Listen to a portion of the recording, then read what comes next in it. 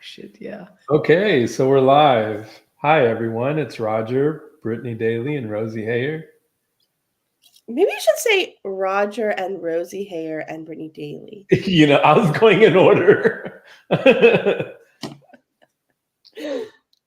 I love this. Oh my gosh! I'm Wow, I'm indifferent. I missed you. I missed you guys. I know. Why? Why we didn't do the webinar last week, or what happened? No, we did it, but I'm just saying I missed you guys from last week. Yeah, Rosie. Gosh. Like, what's so hard to understand? We all missed too fast. Hey, listen, everybody. Hi, nice to meet you all today. Today's Thursday, July 25th.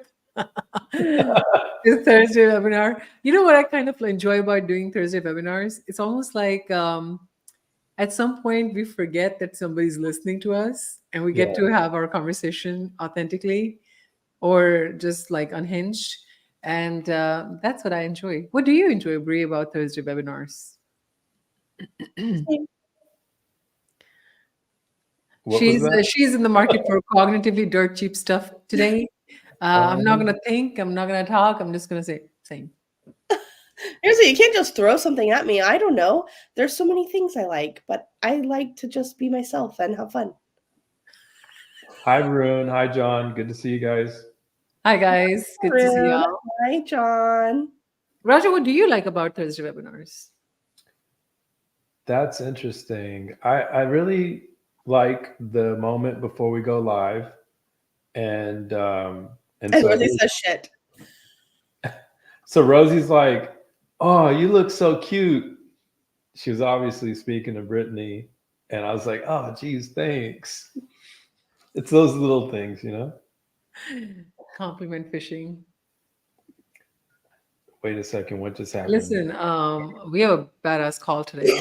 We Tell do. me. We have a really good show. We have a really, really, really good show. We're gonna take a deep dive into the market and take a look at what's happening. So you're not just getting your news from everywhere, and there are no scare tactics here. We're just gonna look at the numbers, and there's nothing pumping up those numbers or any of that business. We're gonna look at it for what it is.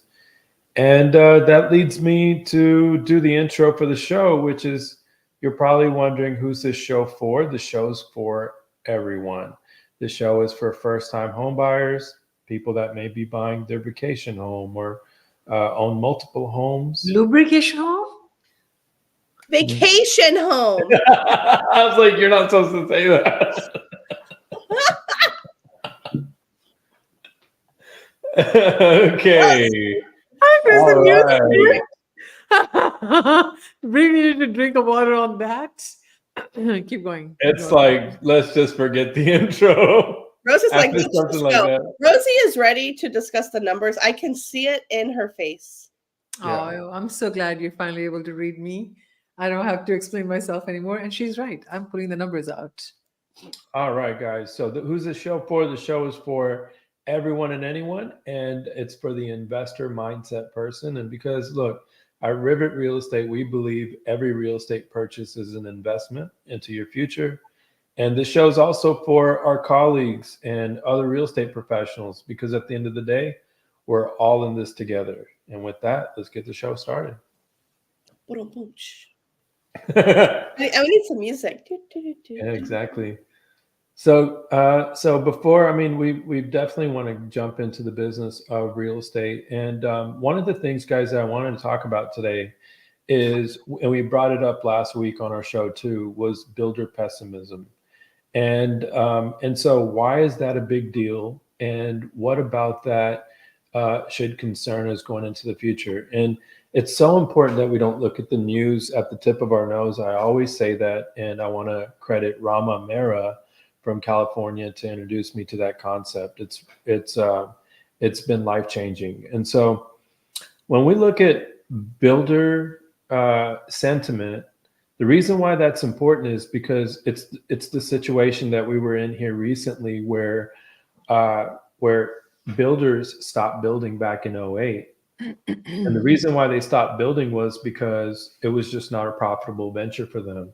And so if you go back in time, we had bought our first foreclosure property back in 2008, and I was shopping for a mattress, and I remember walking in there, and the guy working behind the counter, he says, "You know, I used to be in home construction. We had several large equipment. We had bulldozers and all sorts of dirt moving equipment, leveling equipment, and we just had to take all of that and take a loss on it and file bankruptcy. And we lost everything that we had, but we were in construction, right? And people stopped buying homes.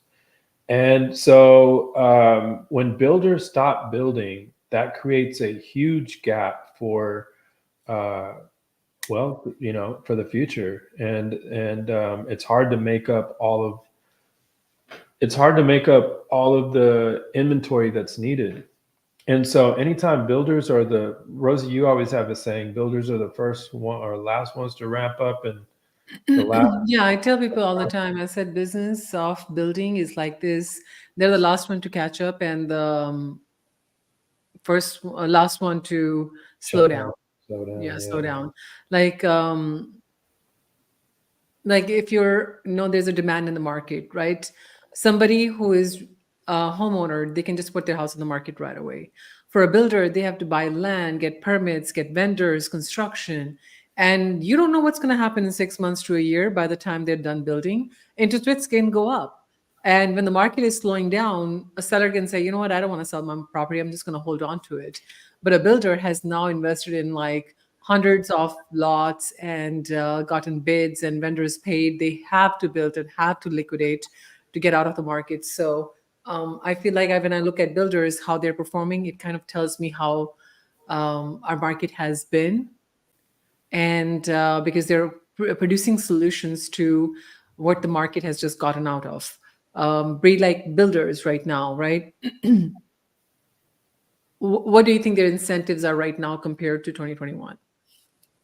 Oh, first of all, they have incentives, which they didn't have any in 2021. That's one. That's Yeah. one. But they're offering, rate buy downs, closing cost credit, appliance packages, even money off of the price, which is very rare for them to do in general. And how about contingencies? Oh, sometimes they're accepting contingencies, which they normally don't do, but I am seeing them kind of not accept a lot of contingencies right now. Mm-hmm. What could be the reason for that? Like, let's discuss that. Yeah, let's talk about it. Probably because they don't know if the home will sell or not, and they don't know the time frame of what the home to sell would be. Exactly. So we normally think that, okay, contingency market is low, builders should accept contingency. If builders are already struggling to sell a home, they're not going to want to slow down the sale by selling to a property that is not on the market yet. So one of the strategies to win in today's market is to make sure that you have your strategy with your realtor broker lined up. You have your staging, pictures, market review done. So you even have taken the pictures on the market, and you're ready to click the button active when you're talking to a builder. And it takes a little reverse engineering, and it takes a little timeline strategy to make it happen. If it's to be built or it's ready to go, it just depends on it. But look at the things that Bree just mentioned. Bree, you mentioned they're offering rate buy down, they're offering appliance packages, they're offering closing cost, and they're offering money off the list price, right? Now, is this the indicative of market in 2024, or is it the indicative of the market what happened after the second half of 2022? What happened after 2022? We kind of carrying it, right? So builders kind of show what they are picking the remnants of. So I feel like,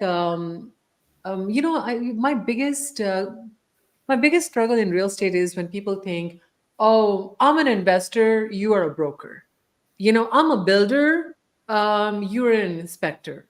Or I'm a buyer and you're a seller. I don't really understand how that really works in real estate market.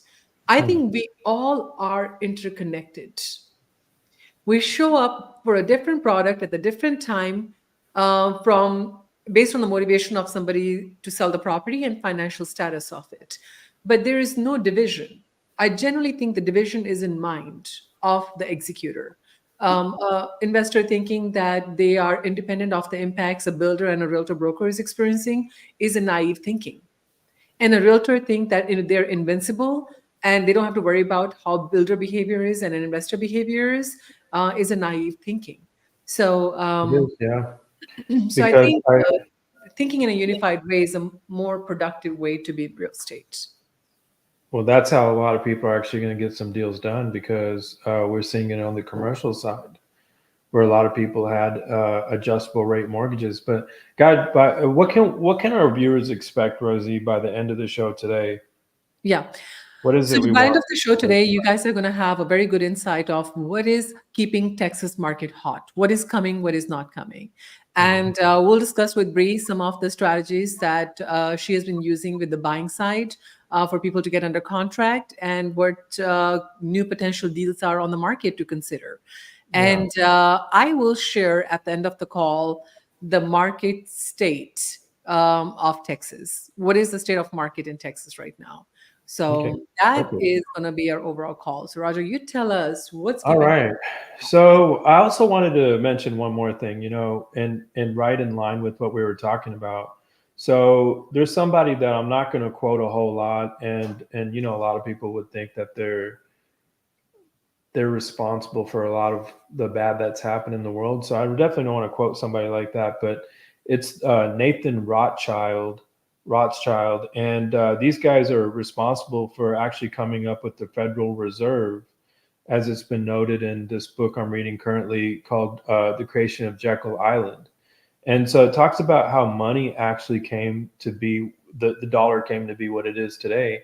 And he had a quote where he said, "The time to buy is when there's blood in the streets."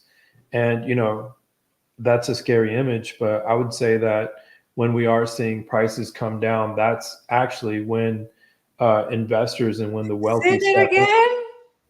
again. Say it again. Wow, Yeah. she's such an animal. Okay. Wow. The time to buy is when there's blood in the streets. Wow. I'm Yeah. writing that down. It's Yeah. up my alley. I love that kind of code. Time to buy Rosie, weird. when there is blood. It just hit me a little bit later. When there Okay. is blood in the streets. Yeah. They said, when I don't know who it was, but they said when your shoe shiner. I got a perfect analogy for you all at the end. Remember the Oh. word blood in the streets. Go. So when the person shining your shoes puts you onto different stocks, that means you need to get the heck out of there, right? And when you're shoe shine boy, so I think there's a quote on that. Let's see if I could pull it up real quick. I have no idea what you just talked about, like shoe shining and putting up on the stock thing. Like you're gonna have to explain that to me. Okay, so they said, You? they said when the Hold on, Bree. Book. what's that? I'm assuming it's from the book. That's like a Do you know what it means? No, it's not from the book. If the shoe shine boys, Morgan Stanley. Okay, this is another guy, right? So he says, if shoe shine boys are buying stocks, then you need to get the heck out of it, right? I don't have the exact quote, but that's so basically if everyone is doing it. everyone's Yeah. doing it. I thought like stock is like some stockings you wear while shining your shoes. Oh, no. Yeah. Oh, what do I do with that one? We're all so basically, if you'll notice in 2021, at the height of the market, everybody's like, "Hey, we need to get into flipping homes. We need to buy investing, and we need to get into that space." And right now, if you'll notice, a lot of people are talking about the doom and gloom of real estate or how it's not a good time to invest. And so we had a great coach named Ron Patulski who coached us for quite some time. Amazing human being, an investor himself, owned several large properties and a commercial real estate investor. And he always told us, he said, look, if everyone's going left, you go right. And so I think the market of where it's indicative of now is a great time for people like us to move in on those sorts of opportunities. Is that why you're having a different opinion than me all the time? You're on to something, Rosie. He never seems to agree with me on anything. Oh my gosh. And I mean, this is not a real big project, but I can kind of share my screen with you guys Yours. to show you what the builders are going through. Hey, I feel like the joke's on me most of the time, guys. I can't do that. This is So fun. here's a small builder. Obviously, they only had Neighbors near 12 a South properties, Austin subdivision say but they're they concerned. let me see And if I could pull it on here. Ditmar Road in South Austin sits a subdivision stuck in limbo. And you know, What we the have a heck large happened there, investor you know, community. I'd 'cause love to find out who it's- owns these 12 it's homes. and we can abandoned. go finish At first them up. glance, this may just look like any other neighborhood, but neighbors near the Southstone subdivision on Ditmar Road say that nearly a dozen houses have sat unfinished. And foundations with no houses. So, yeah, it's obvious. When there's graffiti on the walls, oh, that means nobody's coming over there. Yeah, not even cops. Yeah, not even the cops, huh? So here's the thing, today I'm going to mention something that I wrote down on my vision board when I started real estate. Yeah. I wrote a quote from Warren Buffett. Warren Buffett said that when the tide goes down, that's when you know who's swimming naked. Mhm. A lot of people make a lot of money when the market is good. The true skills are shown when you're able to move or sell a property or buy or spot an opportunity when the market is going down. So these builders, like, just because market was on and somebody had few framers and few foundation people and knew how to work with the city, and they have some roofers and plumbing people, they're like, let's just buy land and just build houses on it. Like, let's just build houses. Now, my question is to all those people that if house building was so easy, and there is still demand in the market right now, why are these people not able to finish the properties and sell those properties? Because we still have a housing shortage. What do y'all think? What is the reason you think these builders have to shut the project down and leave in the middle? Yeah. I don't know about that particular one, but I don't know if maybe they bought the land too high or because of the carrying cost were too high and they couldn't sell it fast enough There you go. to shut There it down. you go. You just Well, I think that I think no, that's everybody exactly needs to right, listen Bree. to this, honey. Everybody needs to listen to this. Hmm. People are like, well, I should just buy the land. Just buy the land. Mm. When the moment you have bought the land, there's a hard cost associated with it that you're not going to be able to escape. Yeah. So if you're still putting payments on your land that you have bought and you're not able to maintain the carrying cost of building a home, there's a great chance this is not going to work. Mhm. So you have some other examples for us, Roger. Show us. Yeah, I definitely want to share this. And so I was listening to an economist and he said, look, if you can buy something at the cost which it takes to produce the piece of real estate, right? For instance, we're going to take a look at this home and I don't want to spotlight anybody or make anyone feel bad, but there's a company out here in Austin that came from California and they built this beautiful home. Nothing on them. There's a lot of brilliant people that got caught in the middle of the interest rates going up. And so while the interest rates gone up, the price is kind of adjusted, right? We all know that. We know that to be true. And so, and they just got caught with several properties. They have several homes that they've built all across Austin. And I mean, it's a beautiful house, right? So they built it from the ground up. It's not something that they renovated, and it's got some nice fixtures. It's got good design. It's a beautiful house. And so the same home in the previous market would have probably flown off the shelves. And it's a 2,500 square foot home. But when we scroll down here and we look at it, look, Oh my gosh. they bought this house to scrape. So it's $840,000 that they closed on it for. And then if we reverse engineer the math at, whatever the cost is to build these days, I mean, you're getting this house for a lot less than what it costs to build, but you definitely wouldn't So have paid. hold on. Can we do a quick math here, please? Yeah. Okay. Go down. They bought the Okay. property for 840. 840. Okay. 840. And Mhm. how much square footage it is? The house is 2535 square feet. Okay, 2535. And let's suppose it's $220 to build. I'm going to call it good construction. They know all the loopholes. Yeah. $557,000 to build this house ground up. Mm-hmm. Let me ask you a question. In this Add price, it to the 840. Add it to the 840. I know. But that's what I'm What do saying. you come out with? 1.39. So the property that was listed at 1.39, this was their break-even number. They Let listed me it ask at you a question. 1.39. Who's losing money right now here? Is it the builder or the lender? I know who's going to win potentially if they can maybe knock a little more off of their the buyer. Yes. This is an example of blood in the street. Yeah. This is the blood in the That was streets. supposed That to be we're our Rosie, you got it right moment. Rosie, you got it. You got it, Rosie. You shouldn't have to ask for it. Where's the gold star? They don't have that here. Rosie likes a gold star, everyone. Yeah. And look, some of the people that watching the show are going to catch the name or pause to see who the builder is. Again, this is an amazing, probably really intelligent group. I don't know them personally. There's 8 of them, and I'm sure intelligence wasn't a factor when it came down to it. They just got caught trying to do too much too fast, or maybe it's within their scope of risk, right?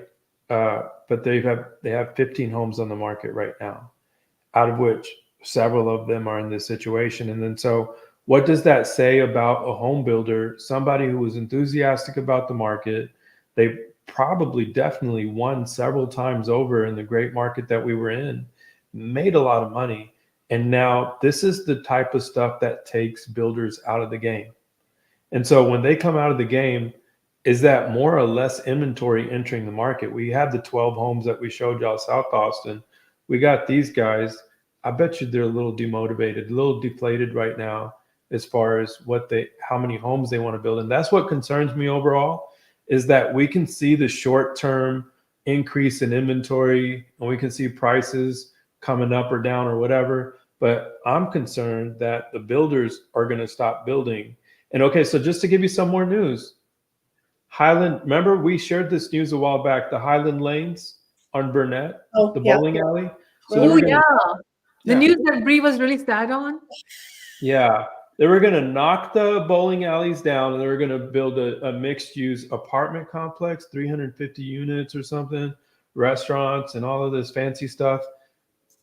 They just extended the lease for Highland Lanes for another 18 months. They're not moving forward with the apartments. Go bowling. Oh. I did actually after that news, by the way. You did? I did. Oh my god. But you know what? It is Hey, indicative. Varun gave us gold stars. I just wanted Oh, oh yeah. That's funny. Wow. I would have If you put a rose flower next to the gold star, then I know it's for me. Otherwise, they share it with me, Varun. Oh my gosh. We don't want a gold star. What do you guys think about that? This is what I think about that. 26,000 units entering the market on apartment complexes kicks out the new ones that were to be built. They're like, hey, you can have it all. I don't need it for another 18 months. Yeah, I'm good. You know what I was thinking too? When I'm looking at the builders that are like still have a lot of inventory right now, it's not like a move up builder, right? It's normally the builders, like I'm seeing a lot of builders that are first time home buyer builders that have a lot of the inventory right now. Because remember, those people were kicked out of any sort of purchasing whenever it was 2021 and the beginning of 2022. And now the construction is ramping up. They have put a good amount of inventory, but on the move up builders, even them, I don't see them having a lot of inventory. They have a few homes, but they don't have like plenty of inventory. It's like, hey, we have maybe like these 2 or 3. Otherwise, it's a to be built and you have to go under contract. Oh. You know, there is one more reason why we have a lot of that's a great point. Great observation. Do you know what could be another reason why builders have homes in the first time home buyer inventory? Because interest rates are not favorable to move up homes. Yeah. They got to build cheaper homes so they can sell more affordable payments. And they are more affordable homes too. They're more affordable homes. Yeah. They're cutting the size of the lots. They're cutting the size of the homes. Like when people come to me and they give me a little threat on my listing, and they're in the middle of negotiation, and it's a very, very common tool they use in negotiation. We want to buy your home. We want to write an offer, but my buyer is also interested in this new construction. I said, go for it if you want a postage stamp and half the size of the bedroom as this house does. You know your product to be able to put your foot down. Yeah. So don't be intimidated by new construction without looking at it. So Rosie, there was something you spoke about earlier this year, and we were just kind of forecasting that maybe perhaps people would come to terms with the interest rates. Yeah. And the golden handcuffs that everybody's wearing are going to fall off and fall to the floor, right? Like people are going to come to terms with the interest rates, and they're going to want to sell their homes that they're in. And so I think that's what we're going to see further on. But here's a problem that's going to be exasperated, right? So we're seeing the people finally come to terms and wanting to sell their homes because interest rates are going up. But at the same time, we have buyers who are holding off, who are now going through the cycle that the listings were going through. And they're saying, well, why don't I just wait for interest rates to come down? What an interesting dynamic that's creating, wouldn't you say? Yeah. What are your thoughts on that? Are you asking me? Oh, I do think, here's what I think about the sellers. I am noticing sellers have come down. Number one, they're coming on the market. Number two, they are becoming reasonable with their prices. When I'm looking for buyers right now and I'm out showing, I'm looking at the sales data, and some of these homes are priced very competitively. I have a home that's an Avery Ranch. All it needs is carpet. Okay, beautiful single-story home. It's listed at $200 a square foot. Wow. Nothing else has sold for that low. The lowest was $210 a square foot. And I don't only look at price per square foot. Okay, we know this. But one indicator is it's almost 2,000 square feet and it's only listed at $499, where everything else is selling at like $525, $550. So, Well, what? hold on. We need to discuss why this property is not selling. They just reduced the price. They started off too high. Shot themselves in the foot.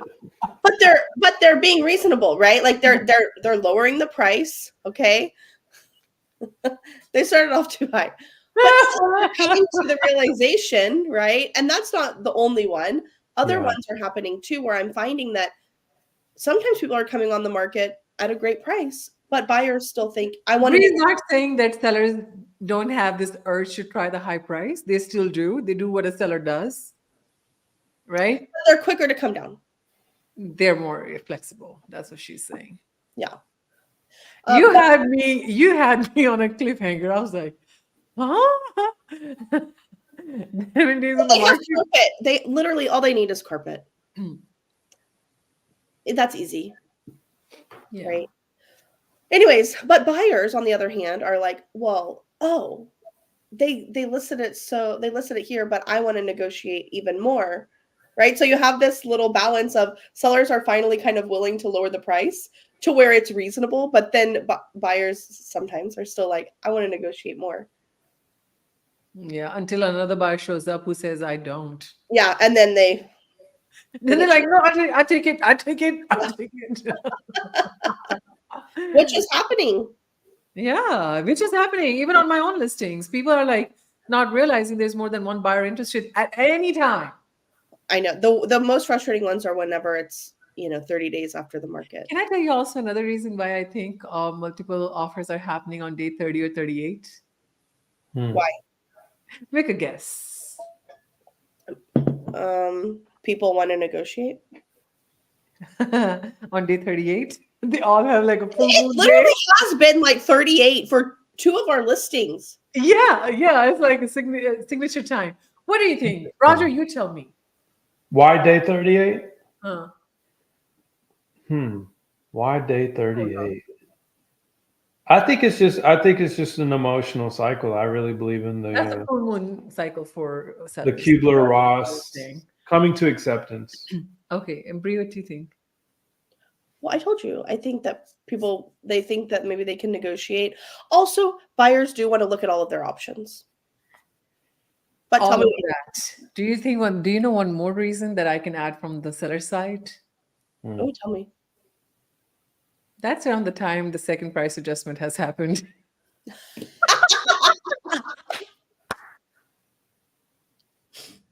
Oh, Isn't it not true? interesting. By day 21 or Got it a little 27, late. we actually do a price adjustment. And day 38, all these buyers show up is like, hello, you available now? You know, like, I'm ready to date. You single again? Oh boy. Oh gosh. And they're like, yeah, I got so many options all of a sudden. All right, never mind. I don't know where I'm going with this. Okay, any other news before Bree shows us her? Look, there's a lot of news, but we're going to do a quick recap of what's going on throughout Yeah. the year to this year, right? So I wanted to save this for the end, but I think we could go ahead and talk about it now. Let's see here. If Well, you have a first PDF, off- I don't mind listening to it. Okay, first off, look, Samsung Taylor $61 billion. The defense contract with UT $1.4 billion. Billion? Billion. Lots of billions in here. Austin Convention Center expansion, $1.2 billion. Billion. Billion. Billion. The airport expansion is $4 billion. Billion. The possibility for Austin Metro rail system is $7 billion. Billion. Billion. The Bryan College Station, $100 billion potential for Billion. fabrication. Dallas Frisco Fields project, $10 billion. Billion. Dallas Billion. Convention Center, $3.7 billion. Billion. Billion. Dallas DFW Airport expansion, $3.5 billion. Billion. Billion. And the Harry Hines Hospital that's being renovated, $5 billion. Billion. And the $20 billion for the railway, potential railway from Houston to Dallas, that'll get you there in 90 minutes. Billion. Billion. And then Houston has they're working on a medical hub. They're spending $1.5 billion on, it's called the TMC3 Billion. Innovation Campus. Houston Spaceport expansion, $1 billion. And the Port of Houston is expanding so they can allow for more larger capacity and more efficiency in their and the trade route, which is another $2 billion. So when we look at all of this, and we'll of course provide you with the PDF, and we have a really thorough PDF if you didn't get. So you're saying, like, if somebody goes back and watches this video, we Yeah. probably said billion 14 Over 10 times. 14 times. Oh, text dot. Text dot. There Oh, billion. Billion. Okay. So if we had these many billions happening, and people are like, market, Brie, when you told me this past week, people are like, hey, market is going to go slow down. I'm showing homes, and they're like, yeah, the market's slowing down. I'm like, where are you hearing that? Well, we're going to explain that. Look, Please. we were equally confused as you guys. It's just that we get out of confusion a little bit sooner than y'all because we do this full time. So we're going to clear this out today. Brie, thanks, Roger, for all of that reminder. So remember, everybody who's watching, you clearly heard Roger say billion, billion, billion, billion, billion, billion, billion. Billions cannot be coming to the market and market going to hell. Like it's going to do fine because housing market and job growth go hand in hand. One last thing. Oh, well, we already talked about it. Never mind. The 4 Okay, 5. so on that note, watch what Bree is about to share with you. Bree, take over. Okay, guys, this does not happen that often. So can I just show my whole window? Yeah. Says Bree every Thursday. I know. Okay. Okay, guys, you can't see my face, but I'm really I can't see. I can't see your face. Okay, look at this, guys. This is a duplex in Georgetown. Look at the year built, 2013. Okay, Can you see? pictures. Look Those at twilight pictures are really nice. each side, 3-bed, 2-bath, Ding, ding, ding, ding, ding, ding, renting ding. out at $17.50 a month on average. It Mm. probably can go up to $18.25, but I'm just being real conservative in numbers. Okay. So that's 3,600, huh? Just came to market, and look at this. Where is it? This one right here. Mhm. Wow. Ah, oops, don't want to do that. So what I did is I did make a little Gorgeous. slideshow. Beautiful. Thank you. Oh, Bree, on the right-hand side, it's called slide. yeah. Okay. You can see my deck? I can't see your deck. Okay. Okay, so just so we can look at the numbers a little bit, this is with 30% down. We're looking at roughly $371 a month. Internal revenue year 1 is $8,105. Internal revenue year 5, $11,000, Wow. almost $12,000. Okay. Yeah. And again, I use $1,750 for these numbers Okay. Like if, because this is what it's currently rented out at $1,750. yes. Yes. So I'm just utilizing these numbers. Okay. Obviously, I'm showing you what the down payment looks like at 25 versus 30% down, just so you can see. But what I really Hold want on. Bree, somebody needs to look at this. Go back. Go back. Okay. Look at the down payment, 133K, right? People have to understand that you get guys receiving a $10,000 to $12,000 return is almost a 9 to 10% return on your money. Internal rate of return. We're not even calculating, Bree, the appreciation no. that they're going to get on top of it. Mm-mm. So without appreciation, just your cash on cash return is close to 10%. Yeah. Well, you can keep talking now. Okay. So this particular property, obviously, it's in Georgetown, but where it's located is kind of right over in this Ooh. area right here. Okay. Okay. So Georgetown population grew from 68,000 to 95,000 in 3 years, which is outrageous. Average household income is almost 112,000 a year. A yearly appreciation is roughly 7.1% year over year, and our annual population growth rate is almost 10%. Whoa. So Georgetown is very big geographically, and there's still room for growth, especially in this area where this is. This is kind of, I know you can't see the map very well, but this area right over here, like if you were to go like this way, is going to be where Parmer Ranch is located. And you'll see it in a couple slides later, but Parmer Ranch is going to have a huge commercial development. I think it's over 31 acres or something like that, with like an HEB and other shopping and everything like that. So it's going to have kind of its own, like Wolf Ranch has right now in Georgetown. Yeah. Parmer Ranch is going to have that same. And Bree, where do you live? I'm just City. south of that. City. Georgetown. So Georgetown lady is talking Georgetown, so you better listen. Cool, nice. So obviously people are wanting to know how long does it take to rent out, right? Is that per side or the entire duplex John was asking? What, $1,750 per side?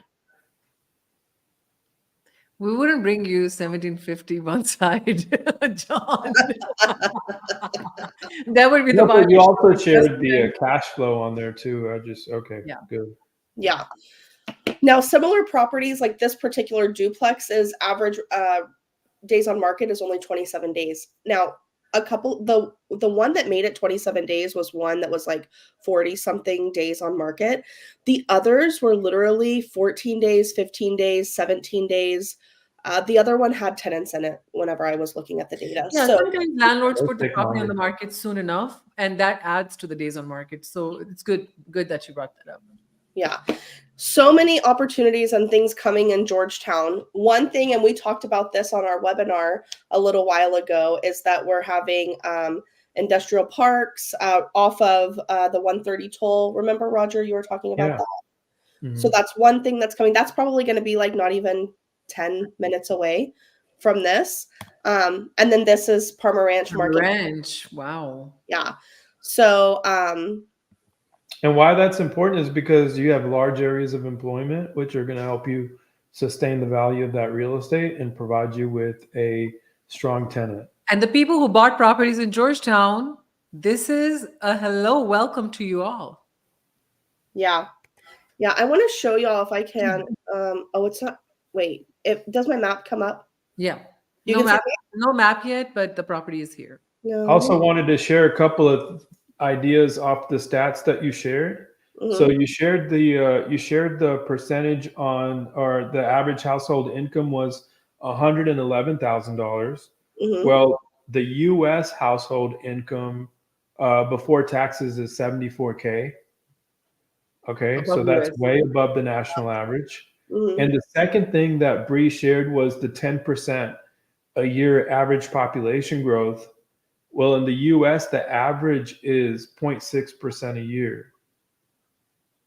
Yeah.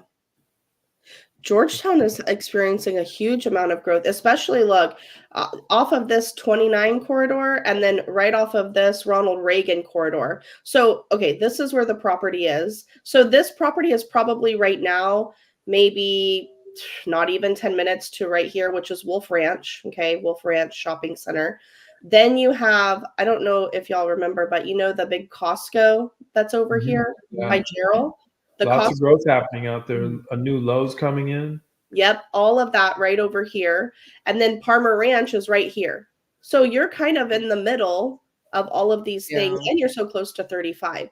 I just know that, look, these duplexes There don't, was, yeah, Bree, we did not had a duplex on the market, even one in In a 2020. strong market, they don't exist. they don't.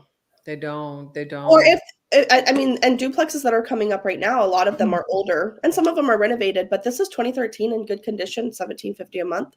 The numbers look good. Hey guys, so I'm gonna get a little playful with y'all, but I'd entered all of the stuff that I spoke about in Chat GPT, and I asked Chat GPT, it gave me a little bit lengthier of a response. And I said, "Is it a good idea to buy a rental property in Austin?" It said, "Yes. Given the strong economic growth, significant investments, and high demand for housing, buying a rental property in Austin is a great idea." Well, So, ChatGPT said No, so. no. I'm not buying Chat GPT. Chat GPT ain't gonna take my work away. I decide. I decide. Hold Nice. on. Who is Chat GPT? It's my turn right now. Let me Okay. clean up my windows a little bit, okay? Hold on. Like Sure. we don't really prepare for this. All right. So, all right. Let me show you what I got. All right. Nothing. I haven't said the joke yet, Brie. You left me Yeah, half. I'm laughing because you're like, let me show you what I got. It's funny. All right, back to negotiations again. All right, guys. Where's the present button? See, every time In the it's middle of the bar at the Oh, I bottom, got it. I got it. it's Sit down. All right, share screen. All right, so, well, they're going to say entire screen. I want to share my entire screen. All right. Y'all see everything? yeah. yeah, Okay, beautiful. All right, guys. You might So, want to zoom in a little. yeah, zoom in. Okay, perfect. okay. So I'm going to zoom in. So these guys, since they are like eye blind, I'm kidding. All right. So look at this, guys. We talked about before we got on the call. Time to buy is when there is blood in the streets. So if you're wondering, do we have blood in the streets or not? Let me show you why I think there is blood in the streets. In January, the inventory was 3 months. In February, the inventory was 3.36 months. In March, 3.72, 4.38, 4.83. They just decide to swap digits here. In June, 5.16 month inventory. And the prices dropped from 587 to 566 average. And the average days on the market is 64. So all the average days on the market has not gone up, inventory has gone up. Now, what does this mean if the inventory has gone up? This means this. Median sales price is down, blood in the streets. Close sales down, blood in the streets. months of inventory up, and hence everything else is down. Sales dollar volume down, new listings down, active listings up, which means more inventory. Pending sales are down, average days on the market are down, and average close price to list price ratio is still 96% compared to 94 points. Did you guys see how the numbers are swapping? 96.4 Yeah. and 4.6. Mhm. So, can we agree this is the blood in streets? Yeah. Okay. Now, on top of Hey, it, there's a higher close to list price ratio. That's good. yeah, it means the prices are still decent, but hey, there's still negotiation rooms. It's not like it's really, really good, right? Yeah. And then look at this. City of Austin, median sales price down, close sales down, inventory up, dollar volume down, everything down, active listings up. Now, you're probably wondering, like, okay, what does Rosie mean with all of this? Okay. Let me just show you our month of June numbers, right? Month of June numbers for, like, this is straight from Austin Board of Realtors for the For the state of, whole entire state. for the entire state of Texas, Mhm. right? The state of Texas I think shows. if you scroll down, there's Austin and stuff too, just for the viewers' information. I think if you were to go No, I down, have a separate, further, I have a separate that's one fine. for that. Sorry. Okay, hold on. Like we have zip code detail report that we can pull out for different zip codes and stuff. That's different. Okay, so what I'm trying to show you guys here is that in Texas, the number of residential units that are sold, number of single family townhouse condominiums, all of them, right? They're clearly showing you the list price to close price ratio is not 97 and 101%. There is room for negotiations. And this is new construction, guys. Can I ask you? Can I say something? Yeah. If you'll notice, the condominiums are taking the biggest hit, and I think that speaks to a tab I have open where a lot of the population, and this is not something you and I spoke about before the show. This speaks about how people are wanting to move on to the suburbs. Since Can they're I not can having I to go tell to work. you can I tell you all why condominiums are also taking a hit? Mhm. Bree and I talked about it earlier in the year. Because of all the weather storms, because of all the havoc that rain has caused, a lot of condominiums are doing exterior work, which is causing the reassessment fees to be added, insurance to be revised, hence increasing the HOA fee per month. Okay, good The observation. HOA fee doesn't change, but you have special assessments that people aren't wanting to pay. I actually was showing And hence challenging. Go ahead, Brie. That's so I was smart. showing condos recently, and maybe out of the 7 that we saw, I'm not kidding, 5 of them had work being done on them, either roof or the foundation. Yeah. Ah. So, and the condominium Could there be people, a case made for, you know, lack of quality work because of the state of the economy that we've been in for several years, and maybe it's not been the most thorough construction? I don't know Yeah. about the construction. I think roof assessment in general. Like, Just that imagine changing roof on 150 units in a condominium. Like, it's expensive. Yeah. Like, on an average, an assessment for HOA is coming out to be $6,000-7,000. It's not $600-700, and seller is stuck with that bill on a condominium. And when affordability is an issue, the HOA fee per month is a huge thing. So what I was trying to show in all those numbers is like people. When the market was hot, I'll go on appointments and I'll meet sellers. And you know what sellers would ask me? They will ask me $1 million question. They would say, Rosie, do you think we're at the peak of the market and should I sell now? And I will always tell them, I said, we would never know if it's the peak of the market until we have seen the peak go down.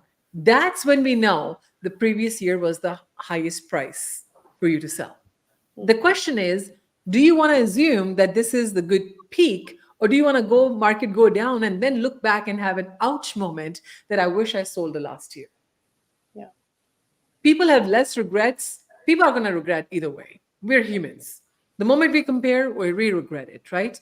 But I am saying it on webinar camera today, July 25th, 2024. If on the buying side you were wondering, are we at the bottom of the market? the numbers we showed you today is clear indicative that we have less pricing than last year in the month of June. And if you're wondering, are the prices going to go further down? The only way any buyer would know that is by knowing when the market has gone up, and then they can look back and say, wow, last year was the best year to buy. So the question is, go ahead. Yeah, I was going to say, June of this year, we've sold $560 million worth of real estate, $560 million in Austin, single family residences, month of June. And in 2021, we knew that as the height of the market, we sold $1 billion, right? So we're at 50% of the volume Wow. of 2021. If you I don't want to know. take, if you want to go further down, you might miss the boat, is what Rosie's saying. So Nathan Rothschild said, time to buy is when there's blood in the streets. Guys, I think we have proven the blood in the streets. Okay, you can't quote him anymore. You got to throw that quote away. He apparently wasn't a nice guy, but I don't know anything about him. Then why did you bring him up? I gave a full-on disclosure before saying anything. Well, it's not about, Okay, first cool. of all, did he say Whatever. the thing that applies real to real Sure, estate? sure, sure. Look, let me tell you something. Bad Oh, people yeah. are bad people, but even bad people can say good things, okay? Okay, so we have a comment. John is saying, so that Ditmar abandoned neighborhood at Southstone is just north of Slaughter Lane between Menchaca and South First. This seems like a great location. How are incomplete homes not blood in the streets? Yeah, you're right. They are. Oh, he's Yeah. saying the same thing. Yeah, thank you, See, John. everybody likes Okay. blood in the streets. Thank you, Varun. Varun says you're dropping bombs. Ooh. Bombs are dropping. Okay, so I get it. We're going on meditation after this, guys. Everybody be Yeah, peaceful. we need to go cleanse ourselves. I need to take a shower. You know? Let's just All right. Well, today, guys, we delivered 52 and 2 seconds, 52 minutes and 4, 5, 6 seconds of $1 billion worth information. I become smart showing up on webinars. I don't always know what Roger and Brie are about to bring. And we just completely unhinged share with you what happens in our day-to-day lives in real estate. And can't wait to see you tomorrow at Coffee Social, and can't wait to see you next Thursday. And thank you for staying in tune with the market with us. We have realized that people who keep their fingertip on the pulse of the market rather than reading the news once in a year and making decisions all year long on what was said a year ago, this is the way to stay active in real estate. You guys deserve to buy more, sell more, own more, and invest more. And we're here to make that happen for you. Hey, Thank thanks, you, Moni. Moni. Thank you, John. Thank you, all the Moni. viewers. Thanks, Thank you, John. Thanks, Varun. Varun. Hey, All right. so on a final note, I know Rosie already mentioned Coffee Social. That's Pineview Coffee Company, 13805 Research Boulevard, Austin, Texas, 78750. Put it in your GPS. And let's make something happen. Come on out there. Come visit us, 9:30 to 11. Enjoy a cup of coffee. And Hold on. we'll have a PDF available to you over, for everything we covered today. Thank you, Karina. Thank you. Thank you. And we'll also have other items available to you once you arrive, and some really good stuff. Let me tell you something. In 20 years of my marriage to Roger, he has never remembered address of anything. Yeah. The fact he remembers Coffee Social's address, it means that matters a lot to you. I like that. Yeah. Well, I love my Means people. come. Hey, thank you for all the hard work, both of y'all. Love y'all so much. Love you Thank guys. Okay, Love bye. you. Bye.